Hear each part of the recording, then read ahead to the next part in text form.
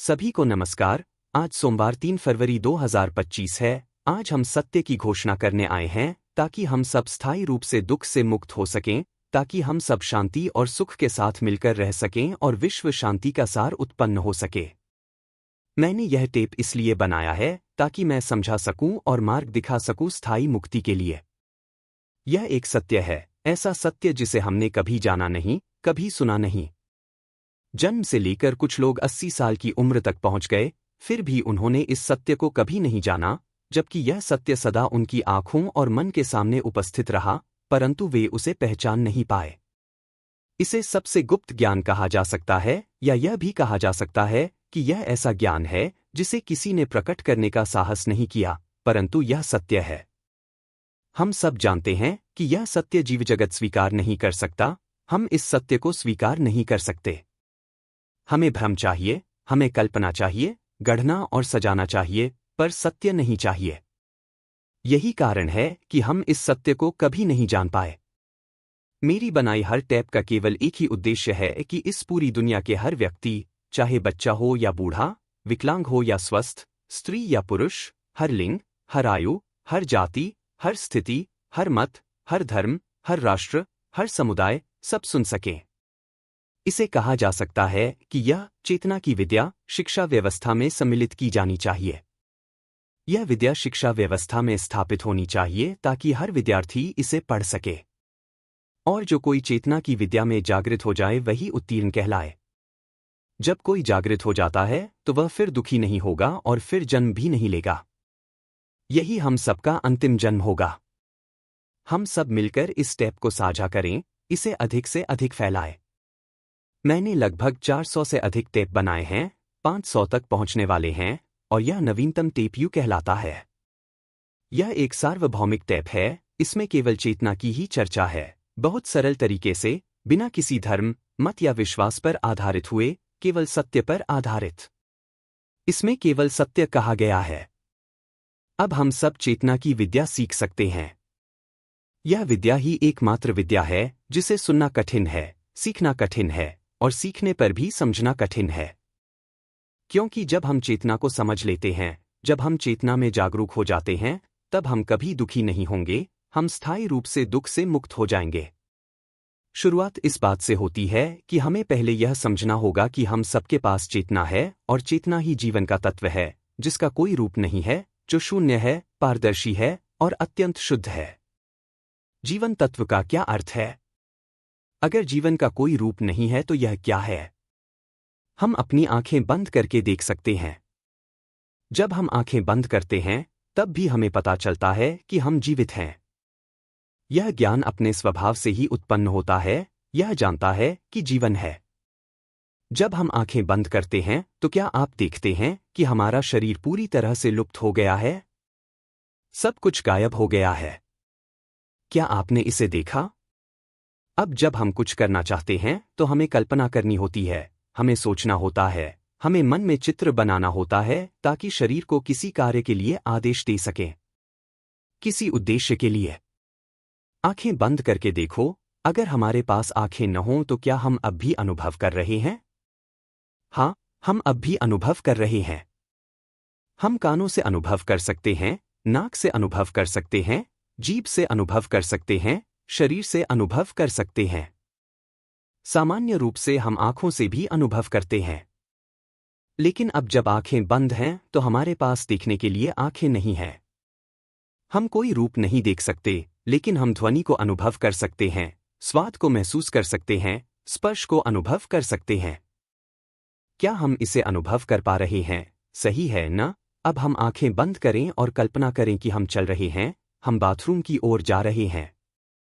अब जब हम बाथरूम की ओर चल रहे हैं तो हमें दिखाई नहीं देता कि हमारा शरीर कहाँ है। इस समय हमें पता नहीं है कि हमारा शरीर कहाँ है। हमें बिल्कुल भी पता नहीं है कि अभी हमारे पास शरीर है, लेकिन हम महसूस कर सकते हैं। हम अनुभव का उपयोग कर रहे हैं और हम चल रहे हैं, पर हमें नहीं पता कि यह किस दिशा में चलेगा। अब हमें कल्पना करनी होगी, हमें सोचना और मन में चित्र बनाना होगा। अब यहाँ हम विचार पर निर्भर हैं और अब हम कल्पना पर भी निर्भर हैं। अभी हमारे पास शरीर नहीं है, लेकिन हम अनुभव कर सकते हैं, हम अनुभव का उपयोग कर रहे हैं, अनुभव कर रहे हैं ध्वनि के माध्यम से, अनुभव कर रहे हैं नाक की गंध के माध्यम से, अनुभव कर रहे हैं स्वाद के माध्यम से, अनुभव कर रहे हैं शरीर के स्पर्श के माध्यम से। क्या आपने ध्यान दिया कि शरीर कहाँ चला गया? आंखें बंद करके देखो और जब हम बाथरूम की ओर चलते हैं तो हमें सोचना और कल्पना करनी पड़ती है। हमें सोचना पड़ता है कि बाथरूम किस ओर है। हाँ, बाईं ओर जाना होगा। जब हम आंखें बंद करते हैं तो बायां और दायां कहाँ है? जब हम आंखें बंद कर लेते हैं तो बायां दायां कहाँ है, आगे पीछे कहाँ है? हम इसे अनुभव के माध्यम से जान सकते हैं, यानी स्पर्श के माध्यम से। हमें स्पर्श करना पड़ता है, अनुभव करना पड़ता है। स्पर्श के द्वारा हम जान पाते हैं कि यह आगे चलना कहलाता है, यह पीछे जाना कहलाता है, यह बायां कहलाता है और यह दायां कहलाता है। हम स्पर्श पर निर्भर हैं, हम अनुभव के स्पर्श पर निर्भर होकर जान रहे हैं। हम अन्य मार्गों से अनुभव कर रहे हैं। यदि हम आंखों के द्वारा अनुभव नहीं कर सकते, तो हम अन्य मार्गों से अनुभव कर रहे हैं। और हम सोचते भी हैं, और हम मन में चित्र भी बनाते हैं। हम कल्पना करते हैं कि बाथरूम में दरवाज़ा होगा, हम मन में सोचते हैं कि हमें कितने कदम चलने होंगे, हमें किस दिशा में चलना होगा, आगे कुछ होगा या नहीं। हमें सोचना पड़ता है और मन में चित्र भी रखना पड़ता है। हमें सोचना और कल्पना करनी पड़ती है। क्या आप यहां ध्यान दे सकते हैं? हम अभी विचार पर निर्भर हैं, मन में चल रही आवाज पर निर्भर हैं। उपमा के रूप में देखें तो, जब हम आंखों से जान नहीं सकते, आंखों से अनुभव नहीं कर सकते, तो हम अन्य मार्गों से अनुभव करेंगे, सही है न? अब हम ध्वनि के माध्यम से अनुभव कर सकते हैं, गंध के माध्यम से, जीभ के माध्यम से, शरीर के माध्यम से भी अनुभव कर सकते हैं। अब जब हम चलना शुरू करते हैं तो हमें पता चलता है कि हम आगे की ओर चलना शुरू कर चुके हैं, हम यह जान सकते हैं और इसका अर्थ है कि हम आगे की ओर चल रहे हैं। और मन में आवाज बोल रही है, यानी हम सोच रहे हैं और हमारे पास चित्र भी है। हम सोचते हैं कि हमें लगभग 12 कदम चलना है और हमारे पास उसका चित्र भी है। हमें इस दिशा में थोड़ा बाएं मुड़ना है, फिर सीधे चलना है, फिर थोड़ा और बाएं मुड़ना है और फिर सीधे चलना है, तब जाकर दरवाजा मिलेगा। लेकिन अभी हम किस दिशा में हैं? अब हमें यह निश्चित नहीं है कि हम वास्तव में किस दिशा में हैं। जब हम दूसरा कदम बढ़ाते हैं तो हमें संदेह होने लगता है, हमें भरोसा नहीं रह जाता कि हम किस दिशा में हैं और घर के किस हिस्से में हैं। अब हमें याद नहीं आता कि हमारा घर कैसा दिखता है। हमें कल्पना करनी पड़ती है, मन में चित्र बनाना पड़ता है। अभी हम चित्र पर निर्भर हैं, आवाज पर निर्भर हैं जो सोचकर अर्थ दे रही है कि हमने 2 कदम चले हैं और सामने शायद सीधा रास्ता होगा और हमें सीधे चलना है या नहीं। अगर हम सीधे चले तो शायद कुर्सी से टकराएंगे। उस कुर्सी पर बहुत सारी चीजें रखी हुई हैं, अगर हम छू ले तो सब गिर जाएंगी। इसलिए हमें धीरे धीरे हाथ से स्पर्श करना होगा। हाथ से स्पर्श भी संभव नहीं है तो हमें बैठना होगा, क्योंकि अगर हम बैठे बिना चलते गए और कूल्हा जाकर टकरा गया तो कूल्हे में चोट लग जाएगी। या हम सोच रहे हैं, अभी हम सोच रहे हैं तो चित्र भी प्रकट हो रहा है। अभी हम ध्वनि पर निर्भर हैं, हम उस ध्वनि पर निर्भर हैं जो मन में सोच रही है। हम चित्र पर निर्भर हैं, कल्पना पर निर्भर हैं। अभी हम स्पर्श की अनुभूति पर भी निर्भर हैं कि कहीं जाकर टकराना न पड़े, किसी चीज को महसूस करना है। हमें मन में चित्र बनाना पड़ता है कि हम हाथों को इधर उधर हिला रहे हैं ताकि पता चले कि कहीं कुछ बाधा तो नहीं है। हम ध्वनि पर निर्भर हैं, चित्र पर निर्भर हैं, शरीर के अनुभव पर निर्भर हैं। क्या आपने देखा कि हम इन सब पर निर्भर हैं? अभी वह ज्ञान, जिसे हम कहते हैं कि हमारे पास शरीर है, वह मौजूद नहीं है। अभी हमें अपना शरीर दिखाई नहीं देता। हाथ कहाँ हैं हमें नहीं पता, लेकिन हमें महसूस होता है कि हमारे पास हाथ हैं। हमें अनुभव होता है और हम मन में सोचते हैं कि यह हाथ है, हमारे पास हाथ हैं, हमारे पास पैर हैं, हम अभी भी मनुष्य हैं। हम स्मृति पर निर्भर हैं कि हम मनुष्य हैं। हम मन में उठ रही आवाज पर निर्भर हैं, जैसे मैं इस समय आवाज का सहारा लेकर बोल रहा हूं। वैसे ही हम भी उस आवाज पर निर्भर हैं जो मन में सोचती रहती है। मन में यह विचार उठता है कि यहां चलकर एक मेज होगी, वह दाईं ओर होगी। अभी हम किस दिशा में हैं? हम भूल गए हैं, हमें निश्चित नहीं है कि हम किस दिशा में हैं, लेकिन मन कह रहा है कि दाईं ओर जरूर एक मेज होगी। क्यों हम अभी तक मेज नहीं ढूंढ पाए? अभी हम वास्तव में कहाँ हैं? क्यों हम मेज नहीं पा रहे हैं? मेज तो यहीं कहीं होना चाहिए। हम इस आवाज का सहारा ले रहे हैं, चित्र भी प्रकट हो रहा है, लेकिन चित्र भी साफ नहीं है, जैसा हमने पहले सोचा था वैसा नहीं है। विचार बार बार घूम रहे हैं, हम कहाँ हैं वास्तव में? चलते चलते क्या हम सीढ़ियों से गिर जाएंगे? सीढ़ियां भी तो बाईं ओर पास ही हैं। अब नहीं, हमें धीरे धीरे रेंगना होगा और बैठ जाना होगा। यह सब हमारी सोच है, हम अभी इस आवाज पर निर्भर होकर सोच रहे हैं, चित्र पर निर्भर हैं, तर्क पर निर्भर होकर बार बार गणना कर रहे हैं, सोच रहे हैं और शरीर के स्पर्श के माध्यम से अनुभव कर रहे हैं। अब हमें दिखाई नहीं दे रहा कि हम इस घर के किस हिस्से में हैं। हम भूलने लगे हैं कि हमारे पास घर भी है। अब हम भूलने लगे हैं कि हमारा चेहरा कैसा है, हमारा शरीर कैसा है। हम इसे भूल रहे हैं क्योंकि हम अब एक ऐसे क्षेत्र में हैं जहां दिखाई नहीं देता। अभी हम आवाज पर निर्भर हैं, आवाज पर जो सोच रही है, गणना कर रही है। हम चित्र पर निर्भर हैं, लेकिन अब चित्र भी धुंधले होने लगे हैं, जो चित्र हमने याद रखे थे वे धीरे धीरे मिटने लगे हैं। अब हम केवल अनुभव पर निर्भर होने लगे हैं, सिर्फ अनुभव, सिर्फ उस चीज पर जो स्पर्श से महसूस होती है। अब हम केवल इन दो पर निर्भर हैं। क्या आप यहां ध्यान कर सकते हैं कि क्यों हम इन पर निर्भर हो गए हैं?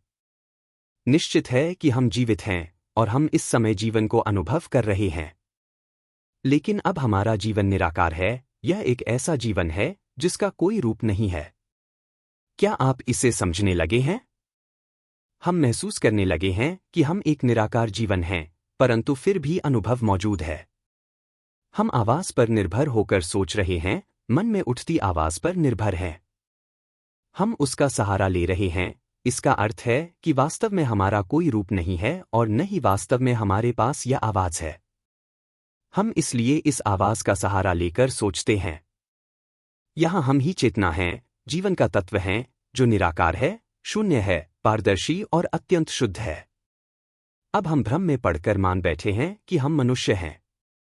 हम इस शरीर रूपी पात्र और साधनों का सहारा ले रहे हैं। हम इस शरीर को पात्र के रूप में ले रहे हैं, साधन के रूप में ले रहे हैं, यानी आवाज, कल्पना, भावनाएं, अनुभव, स्मृति, हम इन साधनों का सहारा ले रहे हैं। अब जब हम एक साधन खो देते हैं, जैसे आंखें, तो हम बाकी बचे साधनों का सहारा लेते हैं। हम उनका सहारा लेते हैं। यह स्पष्ट रूप से दर्शाता है कि हम वास्तव में वह शुद्ध तत्व हैं जिसके पास कोई साधन नहीं है। हम अत्यंत पारदर्शी, अत्यंत शुद्ध तत्व हैं, जीवन का तत्व हैं, अमर तत्व हैं, सब कुछ का मूल तत्व है। हम इन साधनों का सहारा लेते हैं ताकि हम सब कुछ सीख सकें, यहां तक कि खुद को भी जान सकें, क्योंकि अगर हमारे पास साधन न हो तो हम कभी नहीं जान पाएंगे कि हम क्या हैं। क्या आप यह समझते हैं? जब हम इस आवाज का सहारा लेते हैं तो हम भ्रमवश मान बैठते हैं कि यह आवाज ही वास्तव में हम हैं। मत भूलिए, हम इस आवाज पर निर्भर हैं। अब अगर यह आवाज, जो बोल रही है, वास्तव में हमारी न हो तो क्या हम उसे स्वीकार कर पाएंगे? आप देख सकते हैं कि यह आवाज स्वयं बोलती है, स्वयं सोचती रहती है। अगर हम इसे देख सकें कि यह लगातार सोचती रहती है, यह मूल्य देती है, यह मन में सोचती है कि जब हमें दिखाई नहीं देता तो हम कैसे रहेंगे। क्या आप देख पा रहे हैं इस आवाज को जो ऐसा कहती है? हम अभी इस आवाज पर निर्भर हैं और मन में कह रहे हैं कि अगर हमारे पास यह आवाज न हो तो हम कैसे रहेंगे। दाईं ओर जो मेज है, वह क्यों नहीं मिल रही? हम घर के किस हिस्से में हैं? क्या आप देख रहे हैं इस आवाज को जो मन में बोल रही है? हम इसी आवाज पर निर्भर होकर सोचते जा रहे हैं ताकि समझ सकें। हम कल्पना पर निर्भर होते हैं ताकि स्मृति में चित्र बना रहे कि वह क्या है और कहाँ है। मेज दाईं ओर ही होना चाहिए और उस पर वस्तुएं रखी हैं, परंतु हमें वह क्यों नहीं मिल रही? हम इस आवाज पर निर्भर होकर सोचते जा रहे हैं ताकि समझ सकें। क्या आप जानते हैं कि हम इस साधन पर ही निर्भर हैं? हम इस आवाज पर निर्भर होकर सोचते हैं, कल्पना पर निर्भर होते हैं, भावनाओं पर भी निर्भर होते हैं? जब हम कुछ ढूंढ नहीं पाते तो हमारा मन खराब होने लगता है कि आखिर हम घर के किस हिस्से में हैं। हमारा मन खराब होने लगता है। क्या आप इस भावना को देख पा रहे हैं? हर बार जब हम आवाज का सहारा लेते हैं, चित्र का सहारा लेते हैं और सब कुछ वैसे ही होता है जैसा हमने सोचा है, तो संतोष की भावना उत्पन्न होती है। लेकिन जब यह वैसा नहीं होता जैसा हमने सोचा, तो असंतोष की भावना उत्पन्न होती है। क्या आप देख पा रहे हैं भावनाओं का यह काम? अब हम अनुभव पर भी निर्भर हैं, शरीर के माध्यम से अनुभव करते हैं कि अभी हम चल रहे हैं, हाथ हिला रहे हैं ताकि कुछ छूकर जान सकें कि यह क्या है। जब हम थोड़ी देर चलते हैं और हाथ इधर उधर घुमाते हैं, तो एक कोने की मेज से टकराते हैं। अब हम उसे छूना शुरू करते हैं। हमें दिखाई नहीं देता, पर हम विचार पर निर्भर होते हैं, कल्पना पर निर्भर होते हैं। आवाज कहती है, यहां है मेज, हाथ से छू कर देखो। हम कुछ छूना शुरू करते हैं और मन में चित्र बनने लगता है। यह गिलास है, यह चम्मच है, यह कटोरी है, यह चाकू है। अब मिल गया। आवाज बता रही है, चित्र भी साथ में है, हाथ भी स्पर्श कर रहा है। हम अनुभव के सहारे जान रहे हैं, पात्र के सहारे अनुभव कर रहे हैं। लेकिन हमें अब दिखाई नहीं देता कि यह हमारा हाथ है। हम यह नहीं देख सकते कि हाथ कैसा है। हम केवल इतना जानते हैं कि इसे छुआ जा सकता है, इसे महसूस किया जा सकता है। हम छूना शुरू करते हैं और फिर सोचने लगते हैं कि यह वही चीज है। अब हम यहां हैं। चित्र भी प्रकट होता है कि जो देखा जा रहा है वह कैसा है, चित्र किस रूप का है। बाथरूम बाईं ओर होना चाहिए। और लगभग 9 कदम चलने होंगे, फिर 8 कदम और चलेंगे तो पहुंच जाएंगे। मन इसी तरह सोचता है और चित्र भी इसी तरह प्रकट होता है। फिर हम धीरे धीरे महसूस करते हैं, हर कदम का अनुभव करते हैं। अभी हमें यह दिखाई नहीं देता कि हम किस तरह चल रहे हैं। अगर हमारी तस्वीर खींची जाए तो वह बहुत अजीब लगेगी, पर अभी हमें यह नहीं पता कि हमारी छवि कैसी दिख रही है। हम केवल जानते हैं कि हम धीरे धीरे चल रहे हैं, सीधे खड़े नहीं हैं, झुककर धीरे धीरे चल रहे हैं क्योंकि हमें डर है कि अगर सीधे चले तो कहीं कुछ पेट से न टकरा जाए। हम धीरे धीरे चल रहे हैं, जमीन के साथ, क्योंकि डर है कि अगर सीधे चले तो पेट से कुछ टकराना निश्चित है। क्योंकि बाईं ओर एक और कोने में मेज जरूर होगी। हम सोचते रहते हैं और हाथ फैलाकर महसूस करते रहते हैं। अगर किसी चीज से टकरा गए तो जख्म हो जाएगा, दर्द होगा। हम इस आवाज पर निर्भर हैं, हम आवाज पर निर्भर होकर सोच रहे हैं, चित्र पर निर्भर होकर कल्पना कर रहे हैं, भावनाओं पर निर्भर होकर संतोष और असंतोष का अनुभव कर रहे हैं, अनुभव पर निर्भर हैं। यह सब स्पष्ट करता है कि हम ही चेतना हैं, जीवन का वह तत्व है जो निराकार है, शून्य है, पारदर्शी और शुद्ध है। हम सब अत्यंत पारदर्शी, अत्यंत शुद्ध, पूर्णतः निर्मल तत्व ही हैं। यहां वास्तव में कुछ भी नहीं है। चेतना के शुद्ध तत्व में न यह जाता है न आता है, न अंधकार है न प्रकाश, न पुरुष है न स्त्री, न कोई लिंग है, न कोई आयु है, न कोई समय है, न कोई दूरी है। यह एक पारदर्शी तत्व है जो पूरे ब्रह्मांड में विलीन हो जाता है। यह शून्य तत्व है, यह मूल तत्व है। जब हमें यह जानना होता है कि हम क्या हैं, तो हमें साधनों की आवश्यकता होती है। बिना साधनों के हम स्वयं को नहीं जान सकते।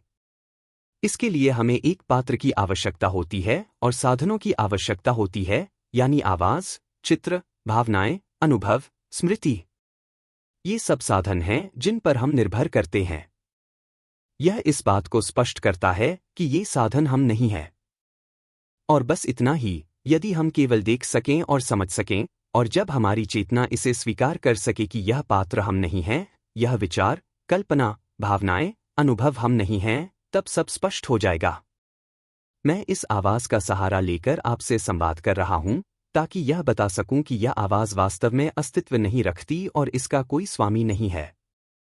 सच कहें तो यह आवाज आवाज भी नहीं है, यह केवल कोई एक घटना मात्र है। और इस समय न कोई बोल रहा है और न कोई सुन रहा है।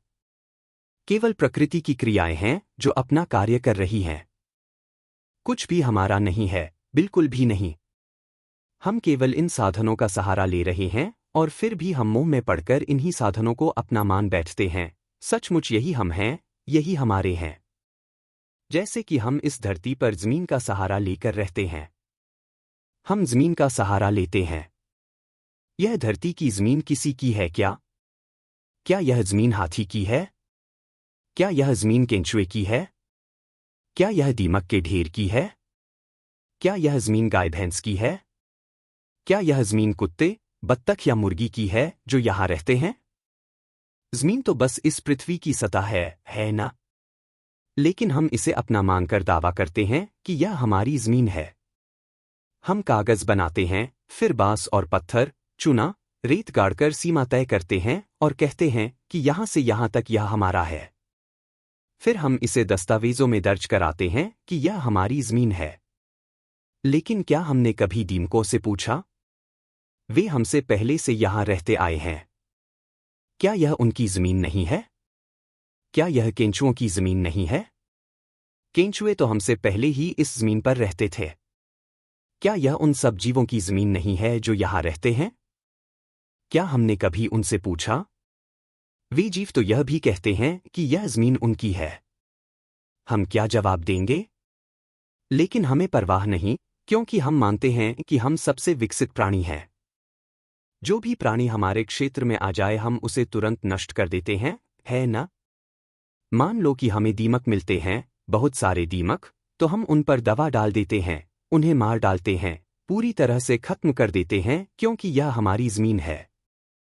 हम ऐसा ही मानते हैं ना? और हम इसे अपना मानकर पकड़ कर बैठे रहते हैं। मान लो कि कोई और आ जाए, हमें मार भगाए, हमें इस क्षेत्र से निकाल दे और कहे कि अब यह जमीन पूरी तरह से उसकी है, तो हम उसका मुकाबला भी नहीं कर सकते। फिर हम क्या करेंगे? हमें भागना पड़ेगा और वह व्यक्ति इस जमीन को अपना मान लेगा। तो अब सवाल यह है कि यह जमीन वास्तव में किसकी है? यह तो पृथ्वी की है ना? लेकिन हम इसे अपना मानकर इसे पकड़े बैठे हैं, है न यही बात? मनुष्य होने के नाते अब जरा भीतर की ओर देखें। हम इस शरीर का सहारा ले रहे हैं। हम इस शरीर में रह रहे हैं। यह शरीर भी तो पृथ्वी का एक भौतिक तत्व है। यह शरीर इसी पृथ्वी से उत्पन्न हुआ है और अंत में यह शरीर टूटकर मिट्टी, पानी, हवा और आकाश में मिल जाएगा। यह शरीर है या नहीं? यह शरीर ज्यादा समय तक रह सकता है या नहीं? कोई भी यह कह सकता है कि यह शरीर लाखों साल तक रहेगा? क्या कोई कह सकता है कि यह शरीर न बूढ़ा होगा, न बीमार होगा, न मरेगा? क्या कोई कह सकता है कि यह शरीर कभी नष्ट नहीं होगा? नहीं कह सकता, है ना? यह शरीर ज्यादा समय तक नहीं रह सकता।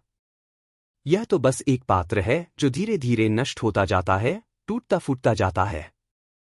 जैसे हम कोई गाड़ी खरीदते हैं, वह गाड़ी ज्यादा समय तक नहीं रहती, वह भी धीरे धीरे जर्जर हो जाती है और अंत में काम नहीं आती।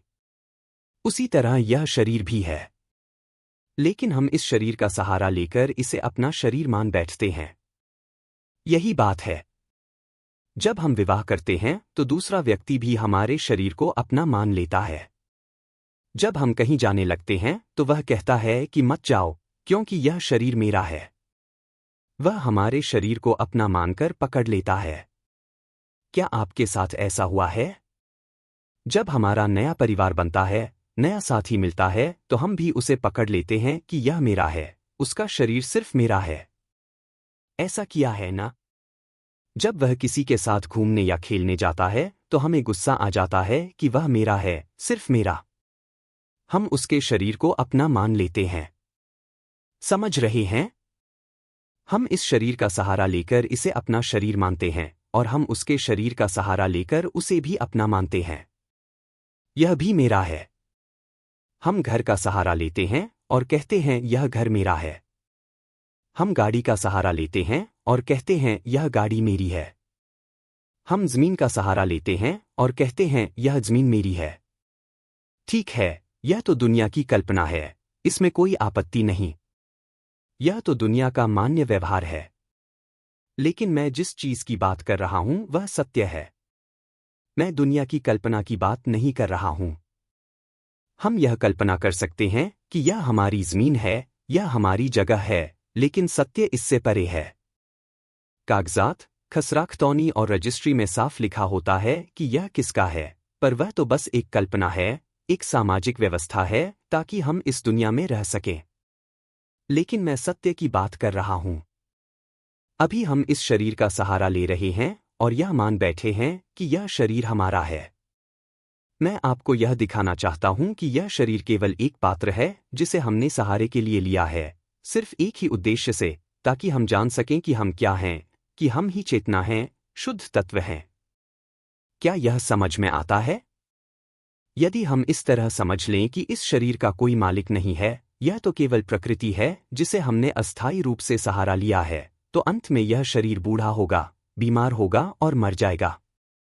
यह अधिक समय तक रह नहीं सकता, है ना? जब तक जीवन है, हमें शीघ्र ही चेतना या जीवन तत्व को समझ लेना चाहिए। केवल शरीर मिलने पर यह मानकर खुश न हो जाए कि हम यह हैं, हम वह हैं। फिर हम संघर्ष करने लगते हैं, प्रतिस्पर्धा करने लगते हैं, एक दूसरे को नष्ट करने लगते हैं। किस लिए? ताकि अंत में बूढ़े होकर, बीमार होकर मर जाए। हम इस पात्र में जन्म लेकर केवल बूढ़े होने, बीमार होने और मरने के लिए नहीं आए हैं। जब यह शरीर टूटकर मर जाएगा और यदि चेतना ने अब तक यह नहीं जाना कि वह शुद्ध तत्व है, तो चेतना तुरंत ही नया शरीर खोजने के लिए भटकने लगेगी। और मनुष्य का जन्म लेना अत्यंत कठिन है, लगभग असंभव। अधिकांश जन्म तो पशु योनि में ही होते हैं। मैंने पहले भी बताया है, कितने करोड़ों प्रकार के पशु हैं और प्रत्येक प्रकार में कितने करोड़ों जीव हैं। जबकि मनुष्य केवल एक ही प्रकार का जीव है, लगभग 6,000 करोड़ या 7,000 करोड़ लोग ही हैं, मनुष्य बस इतने ही हैं। यदि इसे किसी एक ही प्रकार के जीव से तुलना करें तो भी मनुष्य पशुओं की बराबरी नहीं कर सकता, क्योंकि पशुओं की न जाने कितनी लाखों किस्में हैं, जलचर, स्थलचर, भूमिगत जीव, पक्षी, छोटे छोटे कीट आदि। जब यह शरीर टूटकर मर जाएगा तो हमारी चेतना किसी पशु के पात्र की ओर भटक जाएगी। मनुष्य बनने की संभावना बहुत ही कम है, केवल 0.0001%। शेष सभी संभावनाएं तो पशु बनने की ही हैं। और कारण यह है कि हम जिस रूप में जन्म लेते हैं, पशु या कुछ और, वह इसलिए है क्योंकि हमारी चेतना में अब तक ज्ञान की बुद्धि उत्पन्न नहीं हुई है। चेतना ने अब तक यह नहीं जाना कि वह शुद्ध तत्व है। जब चेतना यह नहीं जानती कि वह शुद्ध तत्व है, तो वह अपनी ही प्रसारित ऊर्जा का सहारा लेकर उन ऊर्जा से विभिन्न रूप गढ़ लेती है। वह उन्हें रूपांतरित कर देती है अनुभव में, ध्वनि में, चित्र में, भावनाओं में, स्मृति में। चेतना अपनी ऊर्जा फैलाकर किसी पात्र शरीर से चिपक जाती है और ध्वनि, चित्र, भावनाएं, अनुभव, स्मृतियों से चिपककर उन्हें गढ़ लेती है और उन गढ़ी हुई चीजों को ही अपना मान बैठती है, मानो हम वास्तव में वही हों। मान लो कि हम स्वयं एक बूंद हैं, एक जल की बूंद, एक पारदर्शी बूंद, एक जीवित बूंद। हम उपमा देते हैं कि हम फिल्म के जैसे हैं। जैसे वह वेनम नाम का जीव है, जिसका कोई रूप नहीं है, जो किसी भी रूप में बदल सकता है, जैसे एक चिपचिपा रबर। हम भी ऐसे ही पारदर्शी चिपचिपे रबर जैसे हैं। अब हमें एक पात्र की आवश्यकता होती है। अगर कोई पात्र न हो तो हम किसी भी चीज को जान नहीं सकते, स्वयं को भी नहीं जान सकते। इसलिए हमें किसी पात्र से चिपकना पड़ता है, जैसे रबर हर कोशिका से चिपक जाता है। जब हम चिपक जाते हैं तो वहीं से तरंगे उठने लगती हैं और ध्वनि उत्पन्न होने लगती है। हम बोल सकते हैं, हम सोच सकते हैं, हम चित्र बना सकते हैं, हम भावनाएं महसूस कर सकते हैं, हम अनुभव कर सकते हैं और हम स्मृति भी रख सकते हैं। हम एक ऐसे स्वभाव जैसे हैं जिसकी ऊर्जा फैलती है और जो किसी भी चीज से चिपक सकती है और किसी भी चीज को बना सकती है। अब जरा यहां लौटते हैं। सब कुछ बनने से पहले आप सब कुछ मिटा दीजिए। पूरे ब्रह्मांड को मिटा दीजिए। सूर्य को मिटा दीजिए। तारों को मिटा दीजिए। ब्लैक होल को मिटा दीजिए। सब कुछ मिटा दीजिए। यहां तक कि अंधकार और प्रकाश को भी मिटा दीजिए। जैसे आप एक कागज के बारे में सोचते हैं और फिर उसे रबड़ से मिटा देते हैं, समझे? या जैसे आप आकाश की ओर देखते हैं और वहां से सब कुछ मिटा देते हैं, अंधकार और प्रकाश दोनों को मिटा देते हैं, सभी तारों को मिटा देते हैं। तो बस शेष रह जाता है केवल एक पारदर्शी, अत्यंत शुद्ध तत्व, मूल तत्व, उस शुद्ध पारदर्शी तत्व में कुछ भी नहीं है। यही है मूल तत्व, आदि तत्व। यह तत्व कभी जन्मा नहीं, कभी नष्ट नहीं हुआ। हम ही यह तत्व हैं।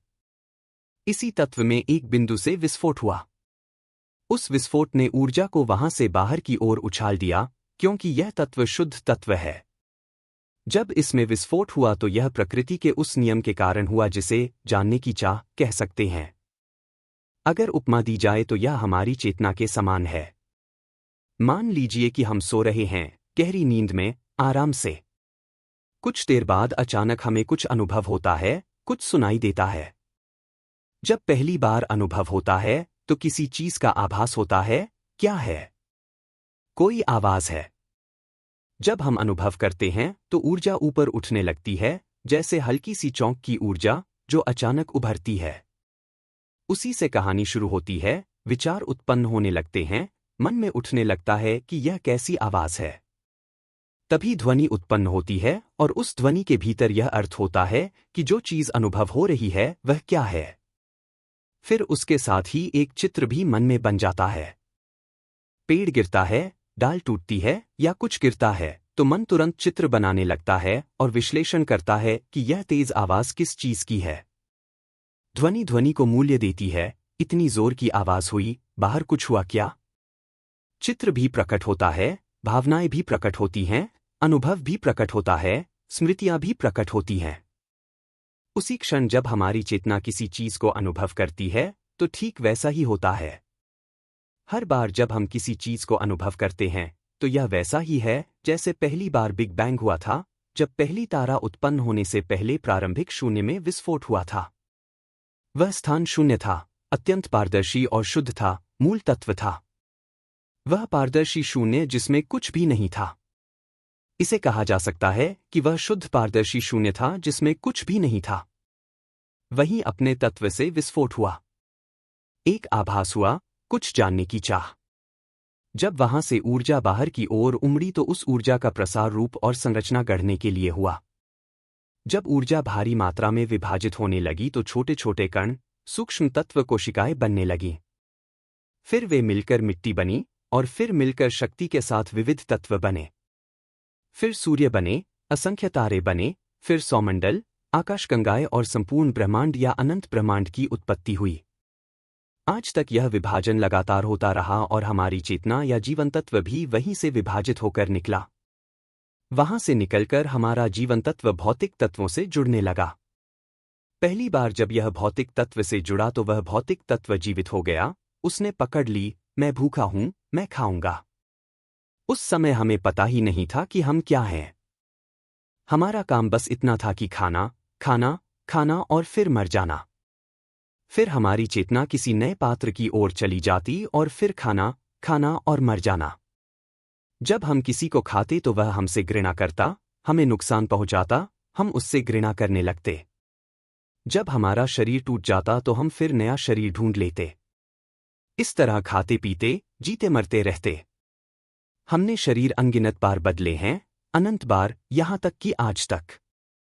हम हर प्रकार के पशु बन चुके हैं, गिनती से परे, अपार। अगर हर जन्म के हड्डियों को इकट्ठा करके ढेर कर दिया जाए तो वे इस धरती के पहाड़ों से ऊंचे हो जाए। हर जन्म में जब हम रोते थे, दुख से रोते थे, तो उन आंसुओं की मात्रा धरती के सारे जल से भी अधिक है। यही सत्य है। और आज तक आते आते हमें यह शरीर मिला है। मनुष्य का शरीर पाना बहुत ही कठिन है। हम बहुत भाग्यशाली हैं। अब जब हमारी चेतना या जीवन तत्व इस शरीर में आ बसा है तो होना यह चाहिए था कि बड़े बुजुर्ग हमें सिखाते कि हम ही चेतना हैं, हम ही जीवन तत्व हैं और ये सब चीजें तो बस अस्थायी हैं। यह आवाज, जो माँ बोल रही है, जो पिता बोल रहे हैं, यह आवाज तो बस एक साधन है जिससे इस दुनिया में संवाद हो सके। यह हमारी असली आवाज नहीं है। क्योंकि हम तो चेतना हैं, जीवन तत्व हैं, जो शून्य है, पारदर्शी है, अत्यंत शुद्ध है। यह आवाज बस एक साधन है, इसे लेकर दुखी मत होना। यह तो केवल संवाद का एक उपकरण है, वास्तव में इसका अस्तित्व नहीं है। और कल्पनाएं भी बस एक साधन हैं, केवल संवाद के लिए। भावनाएं भी केवल साधन हैं, बस संवाद के लिए। जो चेतना जान रही है वह भी केवल साधन है संवाद के लिए, मेरे बच्चे। स्मृति भी केवल साधन है संवाद के लिए। यह शरीर भी केवल एक पात्र है जिसे हमने अस्थायी रूप से सहारा लिया है, मेरे बच्चे। अंत में कुछ भी वास्तव में हमारा नहीं है। मेरे बच्चे, यदि हम जन्म लेते और माता पिता हमें स्कूल भेजकर इस तरह सिखाते और पूरी दुनिया इसी तरह सिखाती, केवल चेतना के बारे में, शुद्ध तत्व के बारे में, तो इस धरती पर किसी को भी दुख नहीं होता, कोई किसी को हानि नहीं पहुंचाता। आज जैसी हिंसा, विनाश और एक दूसरे को खा जाना नहीं होता। लेकिन जब हम जन्म लेते हैं तो सभी हमें भाषा का प्रयोग करना सिखाते हैं, सोचने, कल्पना करने, याद करने और संघर्ष करके जीवन यापन करने को सिखाते हैं। हर चीज करने को कहते हैं ताकि जिसे पैसा कहते हैं वह मिल सके। कागज बनाया गया, उसे सुविधाओं के लिए गढ़ा गया, लेकिन अंत में हम पैसे के दास बन गए। काम धंधे बनाए गए ताकि पैसा कमा सकें और उससे भोजन खरीद सकें। लेकिन जब व्यवसाय और काम धंधे बने तो उनमें झगड़े, हिंसा, नफरत और विनाश शुरू हो गया, केवल इसलिए ताकि अपना व्यवसाय बड़ा होता जाए और दूसरों का व्यवसाय पूरी तरह नष्ट हो जाए। सब कुछ इसीलिए किया जाता है ताकि हमें सुख मिले। हर काम इसीलिए किया जाता है ताकि हमें खुशी मिले। हम विश्वास कर बैठे हैं कि यह शरीर हम हैं। हम विश्वास कर बैठे हैं कि हम मनुष्य हैं। हम विश्वास कर बैठे हैं कि यह आवाज जो बोल रही है, यह हम हैं, यह विचार, यह स्मृति, यह भावनाएं, यह अनुभव, सब कुछ सचमुच हमारे हैं। हम पूरी तरह विश्वास कर बैठे हैं कि हम एक वास्तविक अस्तित्व हैं, हम वास्तव में मनुष्य हैं। जागो जागो, जब यह शरीर मर जाएगा तब हमें पता चलेगा कि हम वास्तव में क्या हैं। क्योंकि यह शरीर अधिक समय तक नहीं रह सकता। जब यह शरीर मर जाएगा तब हम कहाँ होंगे? तब हम चेतना के रूप में रहेंगे जो अब भी भ्रमित है, जिसमें अभी तक ज्ञान की बुद्धि नहीं है। जब तक हमारी चेतना यह नहीं जानती कि हम ही चेतना हैं, हम ही शुद्ध तत्व हैं, फिर से कहता हूं, यदि हम यह नहीं जानते कि हम शुद्ध पारदर्शी तत्व हैं, शुद्ध जीवन तत्व हैं जो निराकार है, तो हम भटककर नया शरीर खोजने लगेंगे। हम, चेतना, जीवन तत्व, ये सब एक ही हैं। जब यह शरीर मर जाता है तो चेतना या जीवन तत्व या हम तुरंत ही नया शरीर खोजने निकल जाते हैं। क्या कोई कह सकता है कि जन्म मत लो? क्या कोई रोक सकता है?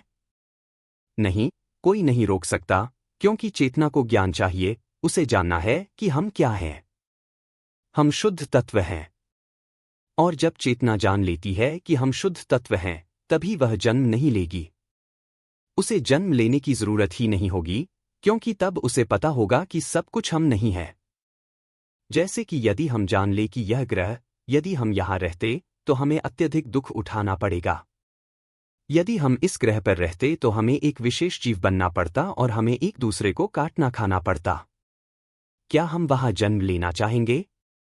यदि हमें मालूम हो कि हम निराकार जीवन हैं, बस इतना ही। यदि हम देखें कि हम निराकार जीवन हैं, अत्यंत पारदर्शी, अत्यंत शुद्ध, जहां कोई दुख नहीं है, केवल शुद्धता है। क्या आप शुद्धता शब्द को जानते हैं? यह शुद्धता है, यह केवल पवित्रता है। यह सुख से भी महान है। यह सुख नहीं है, यह सुख से भी अधिक महान है। यह शुद्धता है।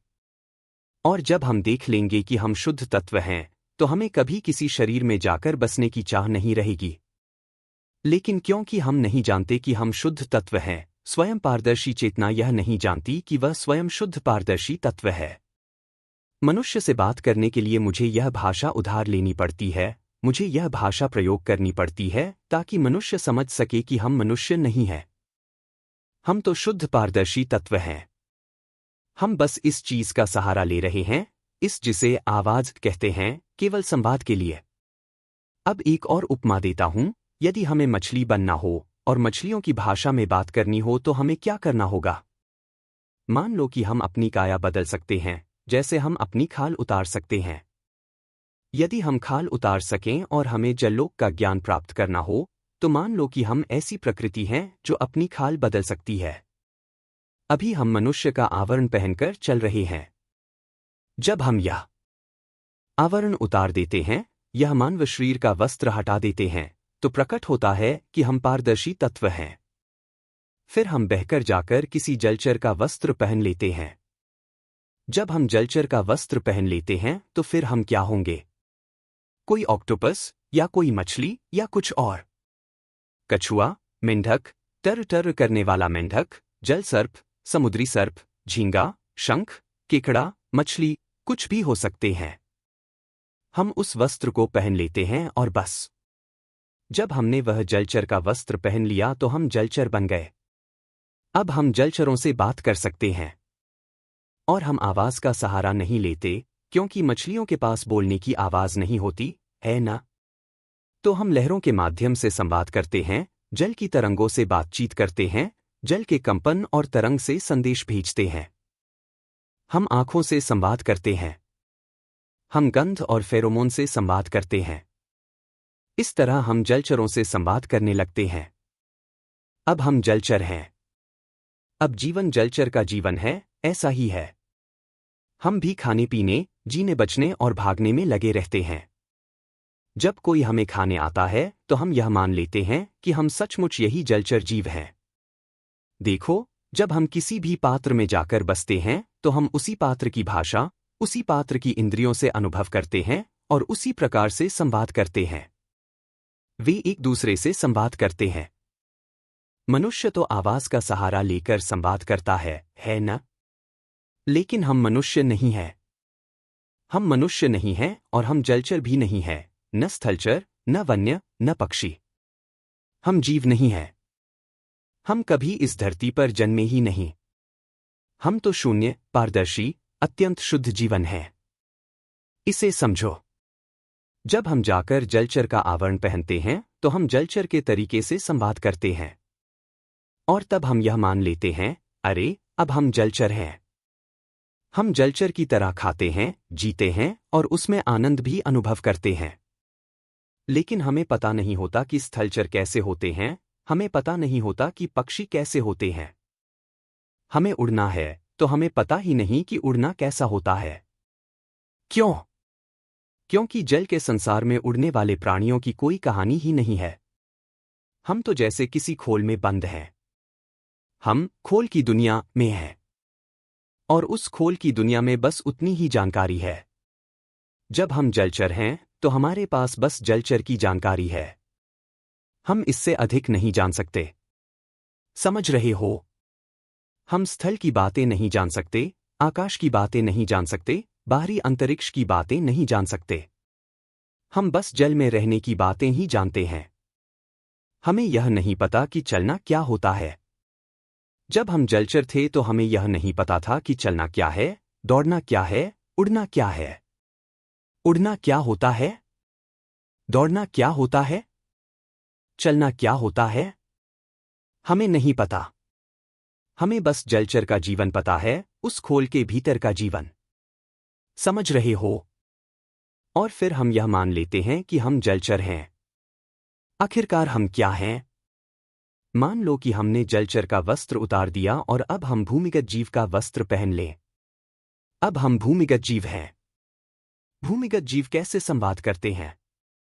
वे तो मुंह से बोल नहीं सकते, है ना? वे गंध से, फेरोमोन से संवाद करते हैं।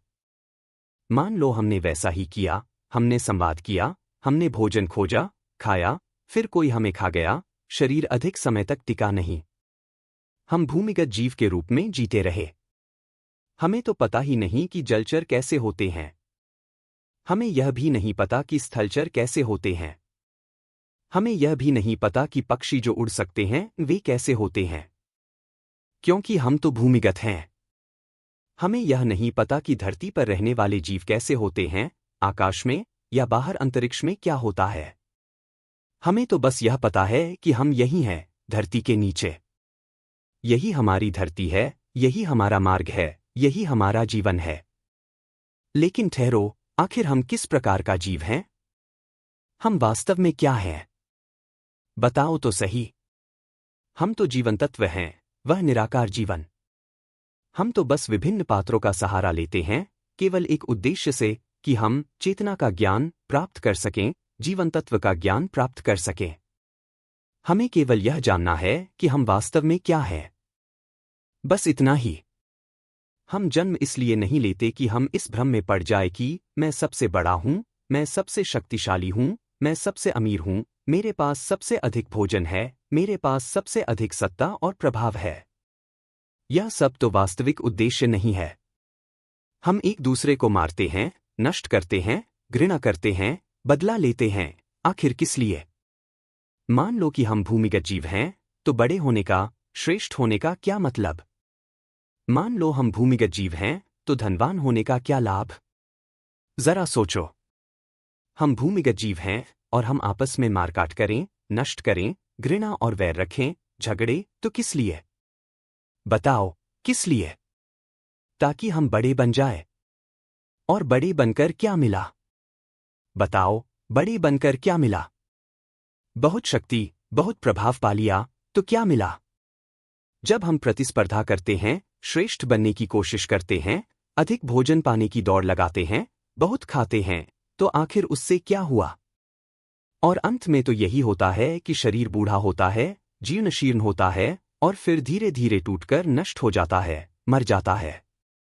तो इससे हमें क्या मिला कि हमने जन्म लिया? हमें क्या मिला कि हमने इन पात्रों को धारण किया? मान लो हमने भूमिगत का पात्र उतार दिया और अब हम स्थलचर का रूप ले लिए। अब हम स्थलचर हैं, मान लो हम मुर्गी बन गए। अगर मुर्गी नहीं तो बिल्ली, कुत्ता, शेर, हिरण, गेंडा, सुअर, गोजर, दीमक, कुछ भी बन गए। अब बताओ, हमें क्या लाभ हुआ कि हमने मुर्गी का आवरण पहना, बिल्ली का आवरण पहना, कुत्ते का, शेर का, हिरण का, सुअर का, दीमक का आवरण पहना? हमें क्या मिला इससे? क्या किसी ने हमें सिखाया है कि हम पवित्र जीवन हैं? कि कुछ भी हमारा मैं नहीं है? किसी ने सिखाया क्या? नहीं। हमें तो बस यही सिखाया गया है, खाओ, जियो, संघर्ष करो। मैं यही हूं, सचमुच यही हूं। मान लो हम दीमक बन गए। दीमक क्या आवाज से बात करते हैं? नहीं। वे लहरों से, कंपन से, गंध से संवाद करते हैं। दीमकों की भाषा गंध है, फेरोमोन है। तो वे भी क्या करते हैं? खाना ढूंढते हैं, खाते हैं, एक दूसरे को काटते हैं, प्रतिस्पर्धा करते हैं, नष्ट करते हैं। और सोचते हैं कि वे दीमकटिल्ले में सबसे महान हैं या गोजर में सबसे महान हैं। पर किस लिए? हम एक दूसरे को नष्ट करते हैं, जबकि असली हम तो चेतना हैं, जीवन तत्व हैं। मैंने जो कुछ कहा, उस सब में कोई भी हमें चेतना की शिक्षा नहीं देता। अब मान लो कि हमने फिर आवरण बदला और इस बार पक्षी का आवरण पहन लिया। अब हम आकाश में रहते हैं। हमें नहीं मालूम कि भूमिगत जीवन कैसा था, पानी में कैसा था। हमें बस इतना पता है कि हम अब आकाश में हैं। लेकिन यहां भी वही है, मारकाट, घृणा, ईर्ष्या, झगड़ा, प्रतिस्पर्धा। सब किस लिए? ताकि दिखा सकें कि मैं सबसे बड़ा हूं। क्या? सबसे बड़ा गोजर में? सबसे बड़ा दीमकटिल्ले में? सबसे बड़ा मुर्गी खाने में? मैं मुर्गियों का राजा हूं। बस इतना ही? या मैं गोजरों का सबसे प्रभावशाली हूं, सबसे शक्तिशाली हूं, सबसे सम्मानित हूं? किस लिए? झगड़ना, घृणा करना, बदला लेना, किस लिए? चाहे हमें कोई भी आवरण मिले, चाहे हम पक्षी हों या और कोई जानवर, हम असली में समझ ही नहीं पाते कि बड़ा होना, धनवान होना, सबसे अधिक भोजन पाना, इस सब का अर्थ क्या है। आखिरकार तो यह सब केवल एक पक्षी है जिसकी उम्र गिनी चुनी होती है। कुछ दिन बाद मर जाएगा। और जब शरीर टूटकर मर जाएगा, जो कि निश्चित है, तो चेतना फिर किसी नए पात्र की ओर बह जाएगी। मुद्दा यह है कि हम क्या बने, यह मायने नहीं रखता। असली मुद्दा यह है कि कौन सा पात्र मिलता है और तुम कहते हो वह पात्र है मनुष्य। मुद्दा यही है कि हमें कौन सा पात्र मिला। अब सोचो, मनुष्य, जलचर, भूमिगत जीव, स्थलचर, पक्षी, इनमें से किस प्राणी की भाषा सबसे अधिक विकसित है? किसकी अभिव्यक्ति सबसे सूक्ष्म है? किसके पास ऐसे उपकरण हैं जिनसे वह अपने चित्त को समझ सके, उसका विश्लेषण कर सके? हम सब मानते हैं कि मनुष्य ही सबसे विकसित है ना? और यही हमारा सौभाग्य है कि हमें मनुष्य का पात्र मिला। लेकिन विडंबना देखो, जन्म तो मनुष्य रूप में हुआ, पर कोई सिखाता ही नहीं। स्कूल में गुरु भी नहीं सिखाते कि चित्त क्या है। इस धरती पर लोग 80 वर्ष तक जी लेते हैं, पर फिर भी चित्त से अपरिचित रहते हैं। कोई नहीं बताता कि हम वास्तव में जीवन तत्व हैं, निराकार, अत्यंत पारदर्शी, पूर्णत, शुद्ध, आदि तत्व, अमर तत्व। और इस शुद्ध तत्व में लौटने का उपाय क्या है? यह देखना कि यह शरीर का ढेर हमारा मैं नहीं है। यह देखना कि यही आवाज जो निरंतर बोल रही है, वही तो सभी कथाएं गढ़ रही है। ध्यान दिया? आरंभ से अब तक केवल यही आवाज बोल रही है। और यह तथ्य कि हम इस शरीर रूपी पात्र में आश्रित हैं, इसका प्रमाण है कि हम स्वयं निराकार हैं। इसलिए यदि हम सचमुच देख लें कि यह शरीर हमारा नहीं है, तब हम दुख से मुक्त हो जाएंगे। यहां कोई दुख रह ही नहीं जाएगा, क्योंकि हमें पूरे हृदय से यह ज्ञात हो जाता है कि यह मैं नहीं हूं। अब यदि हमें अपने चित्त, अपने शुद्ध तत्व की ओर लौटना है, तो हमें देखना होगा कि इनमें से कुछ भी मैं नहीं है। तभी हमें बोध होगा कि हम तो वही शुद्ध तत्व हैं।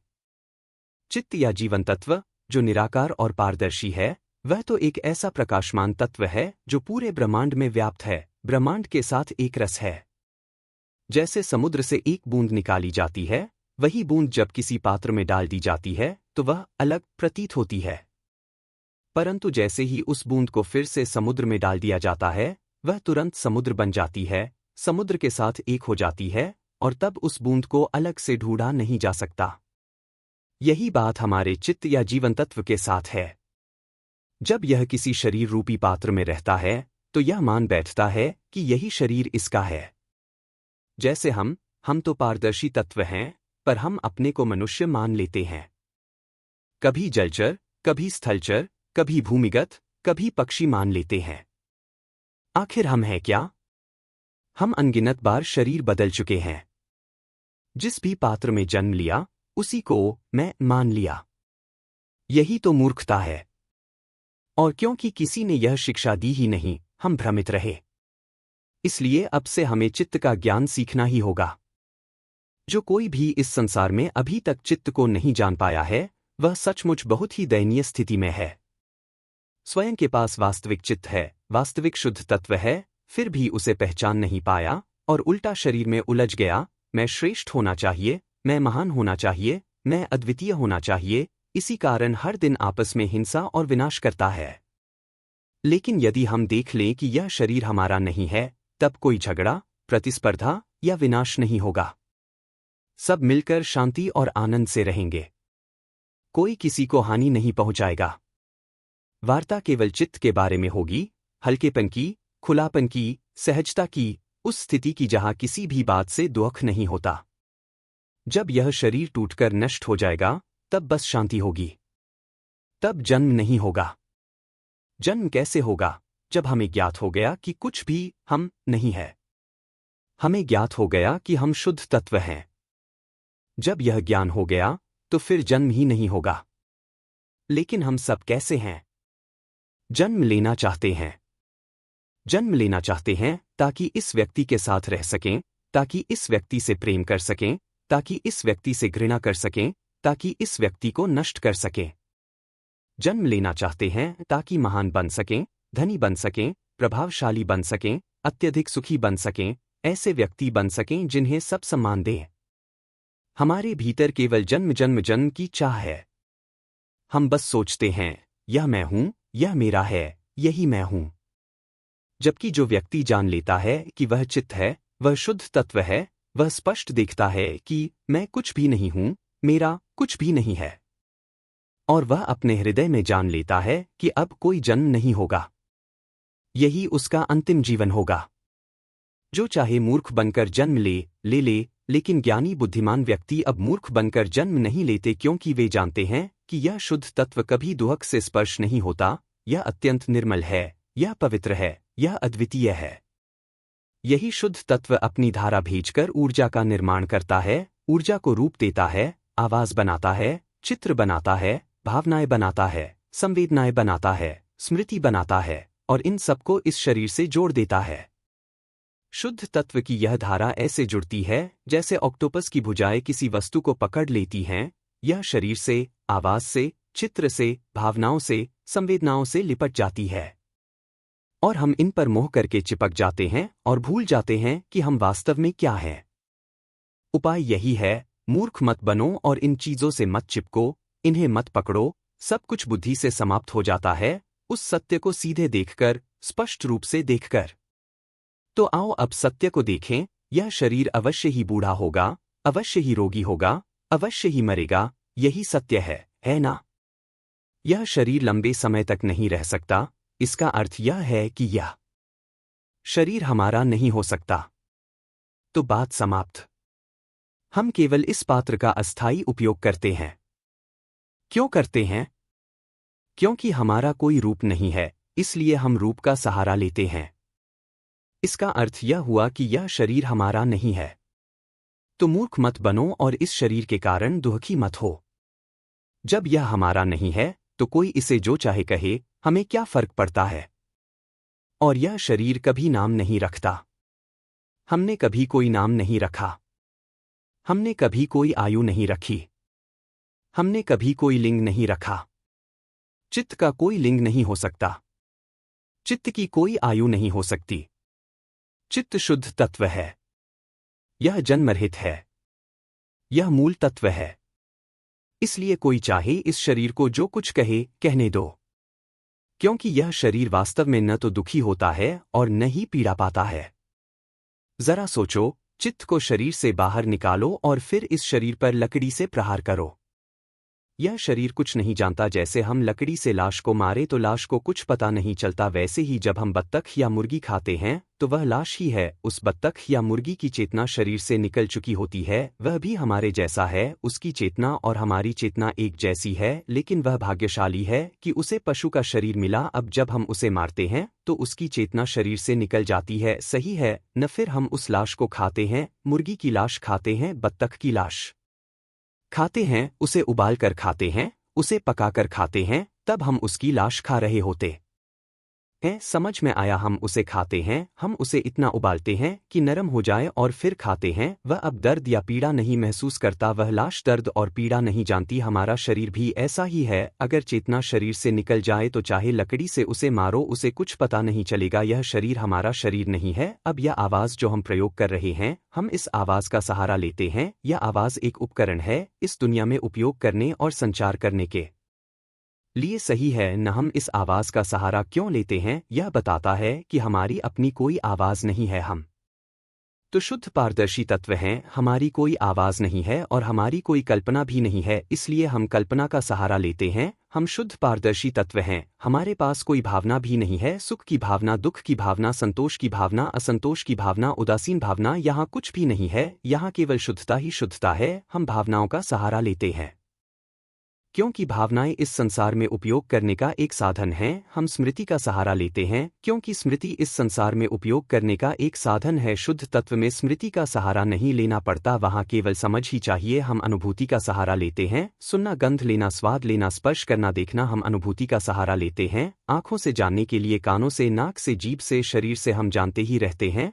अभी हम सब आवाज़ को जान रहे हैं, हमें ध्यान लगाकर सुनना नहीं पड़ता। यह अपने आप सुनता है, यह अपने आप जानता है और यह भाषा को भी अपनी प्रकृति से समझ लेता है, सही है न? हम कहाँ हैं? जब यह अभी अपने आप जान रहा है तो हम कहाँ हैं? यह बात समझ में आई? अगर कोई इसको समझ लेगा तो विस्फोट हो जाएगा, चेतना तुरंत बाहर निकल आएगी। हम देखेंगे कि हम शुद्ध तत्व ही हैं। हम इस अनुभूति का सहारा लेते हैं ताकि हम जान लें कि अनुभूति केवल संसार में उपयोग करने का साधन है, बस इतना ही। हमारा कोई रूप नहीं है, हम बहुत ही शुद्ध पारदर्शी हैं। इसमें कोई अनुभूति नहीं है, इसमें कोई भी अवस्था नहीं है, इसमें कोई आना जाना भी नहीं है। यह पारदर्शी है, यह पूरे ब्रह्मांड में समा जाता है। कहीं तो पूरा ब्रह्मांड हमारे शुद्ध तत्व, हमारी चेतना में ही आश्रित है। हम पूरे ब्रह्मांड के शून्य पारदर्शिता के साथ एक ही तत्व हैं। इतनी सीधी बात है, अगर यह भी न समझे तो कठिन है। स्पष्ट कह रहा हूँ, समझो तब तक जब तक यह हृदय तक पहुँचकर चेतना सचमुच स्वीकार न कर ले कि इसमें कुछ भी हमारा नहीं है। जब भी ऐसा हो जाएगा हम तुरंत विस्फोटित हो जाएंगे। अगर चेतना इस सत्य को पूरे हृदय से स्वीकार कर ले तो यह धीरे धीरे हल्की होती जाएगी, हल्की होती जाएगी, यहाँ तक कि यह पूरी तरह मुक्त हो जाएगी। अभी हमारी चेतना चिपकी हुई है, यह शरीर से चिपकी हुई है, यह कल्पना से, भावनाओं से, अनुभूति से, स्मृति से चिपकी हुई है। लेकिन जब भी हम सीधे देखेंगे कि यह आवाज़ जो अभी बोल रही है, जैसे मैं बोल रहा हूँ, सीधे देखेंगे कि यह जो मन में सोच रही है, जो मन में बोल रही है, देखेंगे कि यह अपने आप बोल रही है, इसका कोई कर्ता नहीं है, इसे छुआ नहीं जा सकता, कल्पना को भी छुआ नहीं जा सकता, भावनाओं को भी छुआ नहीं जा सकता, जो जान रहा है उसे भी छुआ नहीं जा सकता। यह अपने आप जानता है, इसकी अपनी भावनाएं होती हैं, यह अपने आप विलीन हो जाती हैं, यह आवाज़ भी अपने आप प्रकट होती है और अपने आप मिट जाती है, कल्पना भी अपने आप प्रकट होती है और अपने आप मिट जाती है। यह सब साधन हैं जिन्हें हमने थोड़ी देर के लिए उधार लिया है, यह हम नहीं है, यह हमारा कुछ भी नहीं है। सीधे देखो, जो भी देख सके कि इन सब का कोई कर्ता नहीं है और इनका कोई स्वामी नहीं है। यह अपने आप जानता है, अपने आप सुनता है, अपने आप गंध लेता है, अपने आप स्वाद पहचानता है, अपने आप ठंडा गर्म अनुभव करता है और यह जानता भी है और अपने आप मिट भी जाता है। हृदय भी अपने आप धड़कता है, सांस भी अपने आप चल रही है, जिगर, गुर्दे, आते, फेफड़े सब अपने आप काम कर रहे हैं। जब भी दिखे कि ये सब अपने आप काम कर रहे हैं, इसमें कुछ भी हमारा नहीं है। जैसे ही यह जान लिया वैसे ही निरीक्षण हो जाता है, यह अपने आप बोल रहा है। तो फिर हम कहाँ हैं, हम कहाँ हैं? देखो, यह आवाज़ जो बोल रही है, यह खुद से ही बोल रही है। तो कौन बोल रहा है? इस आवाज़ का कोई कर्ता नहीं है। तो फिर हम इसे क्यों पकड़ते हैं? यह तो बस आवाज़ है जो लगातार बोलती रहती है। यह अनुभव होगा कि केवल यही आवाज़ है जो लगातार बोल रही है और हम बहते जाते हैं, हम उस पर विश्वास कर लेते हैं। लेकिन जब हम देख लेते हैं कि यह आवाज़ जो बोल रही है, यह हम नहीं बोल रहे हैं, तो फिर हम कहाँ हैं? और जो आवाज़ अभी सुन रहे हैं और जान रहे हैं, वह अपने आप जान रही है, अपने आप गंध ले रही है। तो फिर हम कहाँ हैं? चेतना से पूछो, हम कहाँ हैं? जब चेतना उत्तर देती है कि इसमें हमारा कुछ भी नहीं है, जब भी ऐसा होगा, चेतना स्वीकार कर लेगी, तो यह फट पड़ेगी। जैसे यह शरीर, सारी जानकारी जो हमने समझी थी कि हम इंसान हैं, सब फट जाएगी। जैसे यह विश्व ब्रह्मांड पूरी तरह फटकर मिट जाएगा, केवल एक ही चीज बचेगी, केवल वही अत्यंत पारदर्शी शुद्धता जो पूरे ब्रह्मांड को निगल लेती है, वही शुद्धता जो किसी चीज से कुछ नहीं है, वह पारदर्शी है, उसमें कुछ भी नहीं है, उसमें केवल शुद्धता ही शुद्धता है। तो सोचो, ठंडी हवा, गर्म हवा, ऑक्सीजन, कार्बन डाइऑक्साइड, वह हवा जिसे हम सांस में लेते हैं, ठंडी और गर्म हवा बदलती रहती है, वह कहाँ रहती है? वह पारदर्शी शून्य में रहती है। हवा जब चलती है तो वह भी पारदर्शी शून्य में रहती है, वह चलती है तो आंधी, तूफान, टॉर्नाडो बनते हैं। हवा कभी ठंडी कभी गर्म होती है, लेकिन पारदर्शी शून्य कभी कुछ नहीं होता। उसे यह भी नहीं मालूम कि ठंडा गर्म क्या है, हवा क्या है, सुख दुख, अच्छा बुरा, पुण्य पाप, कुशल अकुशल क्या है। चेतना या जीवन तत्व कुछ भी नहीं है, वह कुछ भी नहीं होता, वह किसी से जुड़ा नहीं है। मान लो कि अगर हम देख लें कि जो कुछ कहा गया है वह वास्तव में मौजूद ही नहीं है, जो हम सोचते रहते हैं, यह चीज कोई अस्तित्व ही नहीं रखती। देखो कि यह आवाज़ कोई करता नहीं है, इसे छुआ नहीं जा सकता, यह तो केवल एक अवस्था है, एक प्रकृति है जो जैसी है वैसी है। हम बस विचारों, भावनाओं और अनुभूतियों को काम करने दें और केवल देखें कि यह हमारा नहीं है। देखो कि यह अपने आप काम करता है, इसका कोई मालिक नहीं है। भावनाएं अपने आप आती हैं और अपने आप मिट जाती हैं, इन अवस्थाओं का कोई मालिक नहीं है। जब भी यह देखा जाएगा, चेतना सत्य को स्वीकार कर लेगी और तुरंत मुक्त हो जाएगी। अभी हमारी चेतना धारा बनाकर इन अवस्थाओं से चिपकी हुई है, यह इन्हें बनाती है और उनसे चिपकी रहती है। जब हम इन साधनों का उपयोग, शरीर का उपयोग करते करते आदी हो गए, तो यह चिपकना भी आदत बन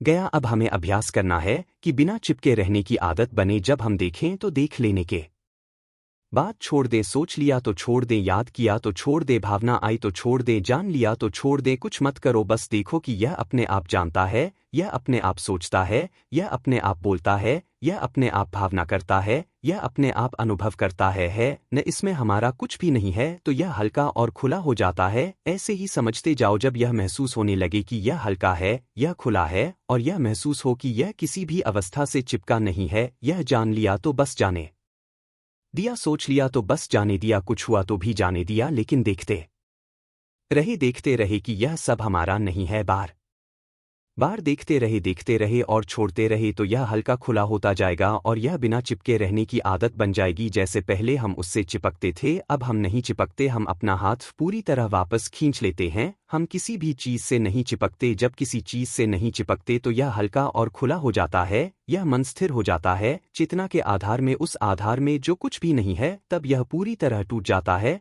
जैसे हम कमल की डंडी तोड़ते हैं, तोड़ते तोड़ते हैं और खींचते हैं तो आखिर में आखिरी रेशा भी टूट जाता है। जब यह पूरी तरह छूट जाता है तब हम जानेंगे कि हम मुक्त हो गए। हम उस शुद्ध पारदर्शी तत्व को पाएंगे जो पूरे ब्रह्मांड को समा लेता है। हम जानेंगे कि हम जन्म नहीं लेते, यह हमारा अंतिम जीवन होगा। अब कोई दुख नहीं रहेगा। हम इस दुनिया में रहेंगे बिना झगड़े, बिना विवाद, बिना संघर्ष के, क्योंकि इसमें कुछ भी हमारा नहीं है, न कुछ हमारा स्वामित्व है। फिर झगड़ना किस लिए, संघर्ष किस लिए? यह दुनिया उस युग में प्रवेश करेगी जहाँ केवल शांति और सुख होगा। यह सचमुच का स्वर्णयुग होगा। अब उचित है कि इसे यही विराम दूं। मैं सभी से कहता हूँ कि आओ इस चेतना के ज्ञान को सीखो, चेतना में स्पष्ट हो जाओ। इस चेतना के ज्ञान को शिक्षा के पाठ्यक्रम में डालो। हर विद्यार्थी को यह विषय पढ़ना होगा। जो कोई परीक्षा पास करेगा और जान लेगा कि उसकी चेतना मुक्त हो गई है, वह आकर गुरु को बताएगा। गुरु उसे अनुमति देगा, अंक पूरे देगा और उसे अगली कक्षा में जाने देगा। जो अभी चेतना की परीक्षा पास नहीं कर पाया, उसे आगे जाने